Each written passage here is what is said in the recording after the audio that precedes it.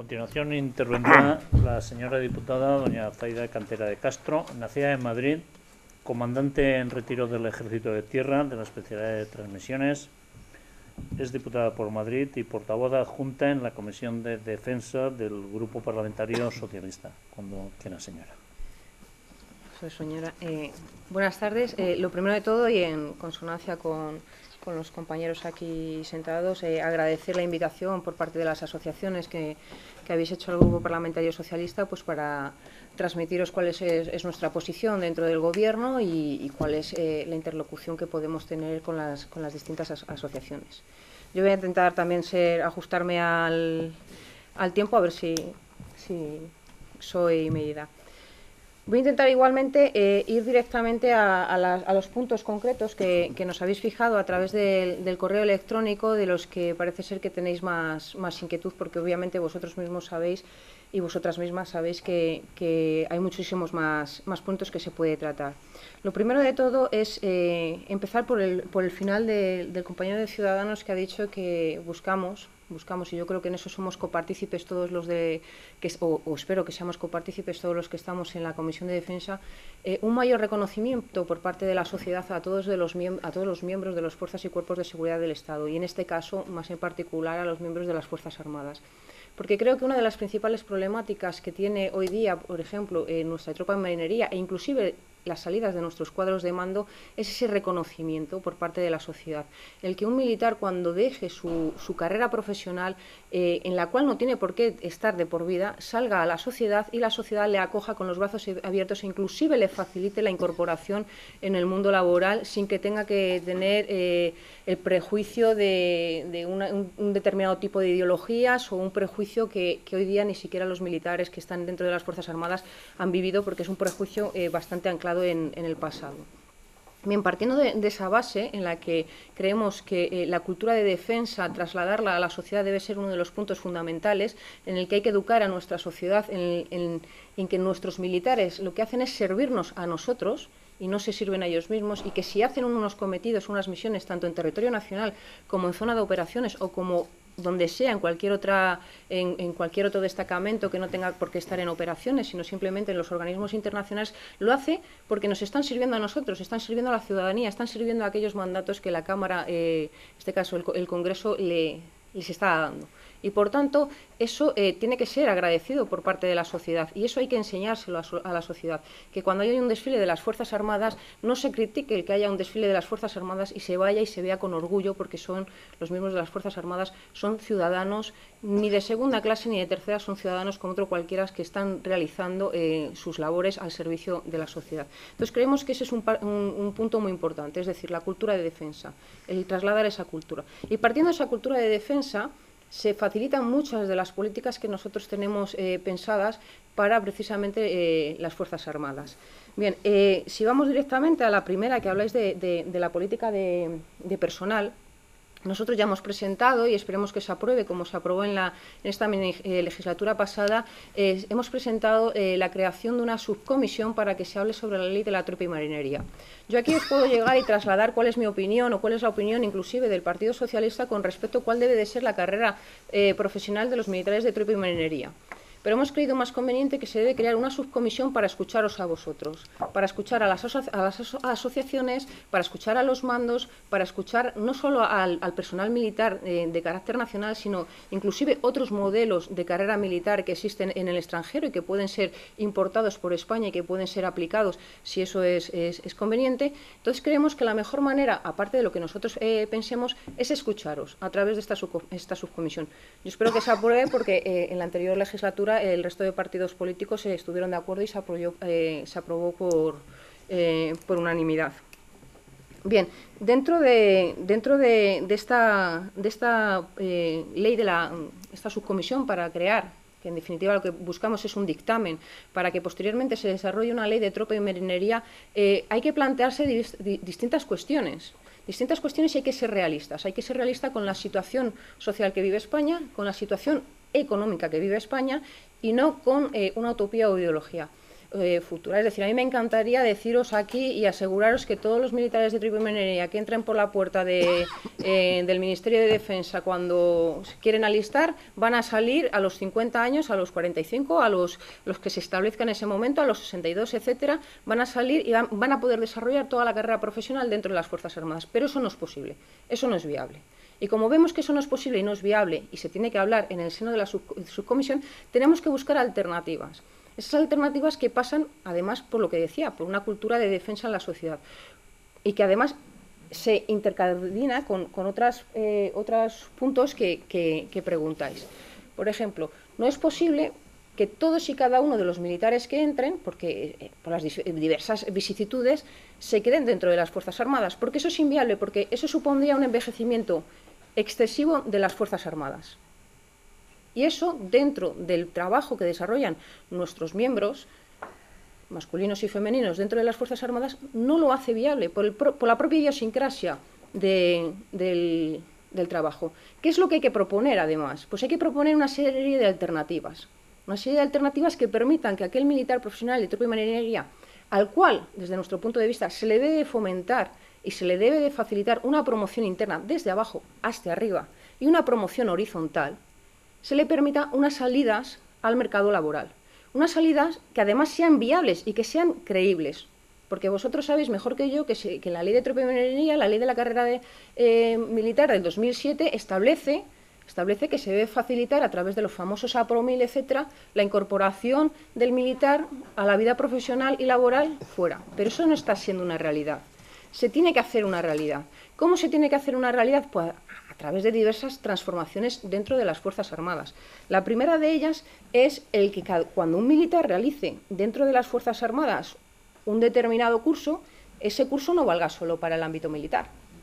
Porque ¿de qué nos sirve entonces que un militar que haya realizado un curso después salga a los 45 años o a los 50 años, salga fuera, o inclusive a los 33 años, salga fuera al mercado laboral cuando va con un papelito que para el empresario es papel mojado y que además para algunos ámbitos de nuestra sociedad resulta que tú vas con he trabajado en las Fuerzas Armadas y resulta que es negativo en lugar de ser positivo.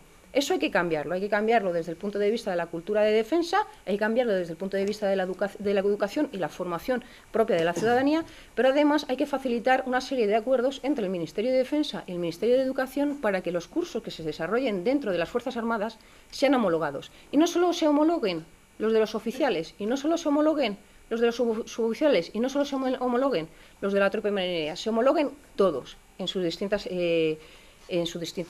grados. De la misma manera que sirva además estos cursos para, si alguien quiere desarrollar o seguir haciendo unos estudios fuera del Ejército, en cualquier tipo de entidad pública, dígase una universidad o incluso privada, pueda desarrollarlo más allá del ámbito militar.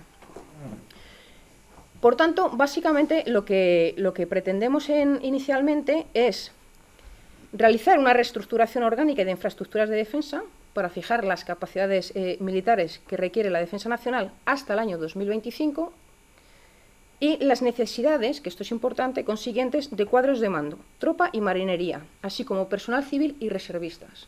Partiendo de esa base, podremos ver y podremos desarrollar, de acuerdo a lo que os escuchemos a vosotros dentro de esta comisión, una ley de tropa y marinería que permita que algunos militares que entren por la puerta del Ministerio de Defensa cuando quieran alistarse, que es como se dice, cuando quieran establecer un compromiso con las Fuerzas Armadas, puedan estar de por vida dentro de las Fuerzas Armadas, otros que no deban de estarlo y puedan desarrollar cuando salgan fuera una vida civil e incorporarse en el mercado laboral de manera adecuada.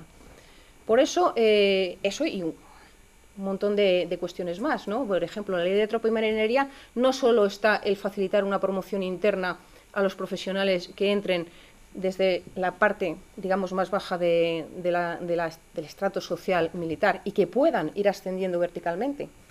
No solo está en esto, está también en cuestiones, como habéis comentado, de la movilidad geográfica. Pero la movilidad geográfica no solo para la tropa, también para los mandos. Estamos de acuerdo en que se debe de modificar esa movilidad geográfica y a lo mejor no debe de haber tanta movilidad geográfica como la que existe actualmente. Oiga usted, a los 3 años Si no ha cambiado de unidad, no cuenta para el ascenso. Oiga, pero eso sabéis que va cambiando. Cada vez que hay unas evaluaciones, unas veces, si has estado 3 años en una unidad, te cuenta. A la siguiente evaluación, sabéis que si no has estado 3 años, precisamente te ocurre lo contrario. Bueno, pues hay que fijar una ley de movilidad geográfica que permita a las familias conciliar la vida personal y laboral. Y eso va y profesional, perdón. Y eso va desde el propio militar ejercer su profesión y que no se vea anclado en su ascenso a si ha realizado o no esa movilidad geográfica, y a sus familiares. Se debe de apoyar a las familias para que cuando haya, y vuelvo a decir, lo saben mejor ustedes, vosotros que yo, vosotras, que tenemos también aquí a personal femenino, que hay un problema muy grande cuando a un extremeño le mandan a Cataluña con sus hijos. Hay un problema muy grande para la escolarización de sus hijos, nos guste o no nos guste. Y lo mismo ocurre en Valencia, o lo mismo ocurre en Galicia o en el País Vasco cuando los niños tienen una determinada edad. Pero no solo ocurre por cuestiones de trasladar a los niños de colegio, sino hay que limitar el número de convocatorias que hay anualmente. No puede ser que cada X meses haya una convocatoria y a mitad del curso de tus hijos tengamos que cambiar de destino. Porque el militar no es solo él, es también su familia. A lo mejor hay que limitar a 2 veces la publicación o incluso a una sola vez la publicación y la rotación de los efectivos militares. Eso hay que verlo. Y para eso queremos escucharos. Para eso la creación de la subcomisión.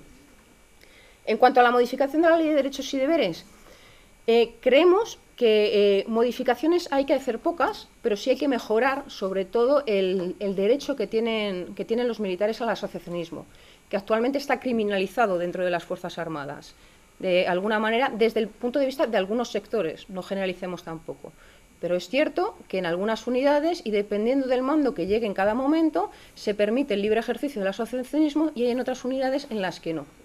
Y que precisamente el que un militar esté asociado a cualquiera de las asociaciones, estén o no dentro del Consejo de Personal, por algunos cuadros de mando, inclusive por la propia tropa, inclusive por los propios compañeros, está mal visto. Se debe de cambiar, desde nuestro punto de vista, esa concepción, porque es un derecho que se tiene dentro de la Ley de Derechos y Deberes. También es cierto que hay que mejorar algunos de los que hay, pero es un gran avance.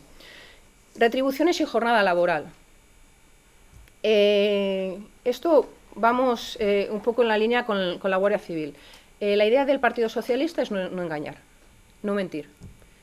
La situación económica es la que es, los créditos que hay son los que hay, y lo que nosotros sí creemos oportuno es que hay que llegar a un compromiso de que hay que incrementar los salarios, sobre todo de aquellos empleos y escalas más bajas, ir incrementando paulatinamente esos salarios, pero de acuerdo también a cuáles son los créditos que realmente disponemos. Y creemos que se puede hacer una mejor gestión de los créditos que existen actualmente en el Ministerio de Defensa.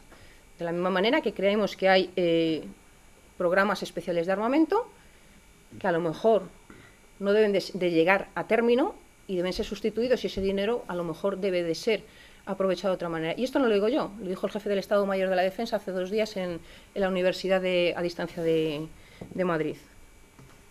Eso en cuanto a la jornada laboral. Tenéis la nueva orden de defensa que acaba de sacar hace 3 días el ministro de Defensa. Bien, yo la he leído. ¿Qué es lo que me parece mal? Sinceramente, me parece mal la discrecionalidad. La discrecionalidad. Hablando con compañeros, todo es discrecional a las necesidades del servicio que el mando tenga en cada momento. Todo es discrecional. No, esa discrecionalidad no puede existir. No puede ser que una mujer que solicita, o un padre o una madre que solicita reducción de jornada u horario flexible, de repente, en un año, con un niño menor de 4 años, resulta que en un año le han quitado hasta 26 veces su jornada reducida o su flexibilidad horaria, porque resulta que por necesidades del servicio tiene que hacer una guardia de 24 horas. O que unos padres con un hijo mayor de 4 años, de repente, por necesidades del servicio, se les suprime completamente la reducción de jornada.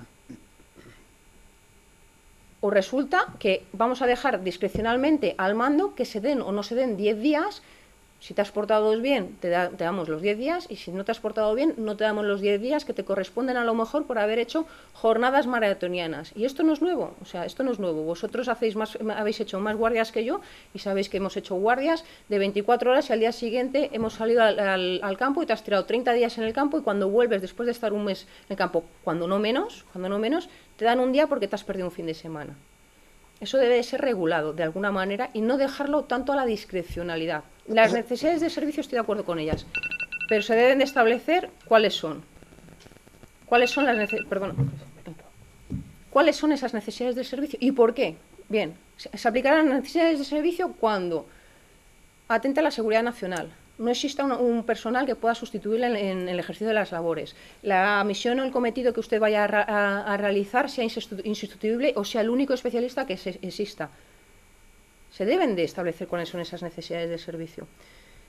Y creo que he tocado todo de alguna manera, ¿no? Titulaciones de... Bueno, sí, en cuanto a las titulaciones a lo largo del trayectoria profesional, lo he dicho, debe de ser homologado desde nuestro punto de vista, debe de existir acuerdos con entidades privadas, con empresas, con organismos, con organizaciones inclusive no gubernamentales, como ha ocurrido en otros países, y con el Ministerio de Educación, para que estas titulaciones sean homologadas y se puedan utilizar cuando un militar a lo mejor no pueda seguir dentro de las Fuerzas Armadas, o su propio deseo sea no seguir dentro de las Fuerzas Armadas, pueda integrarse perfectamente en el mercado laboral y con un futuro.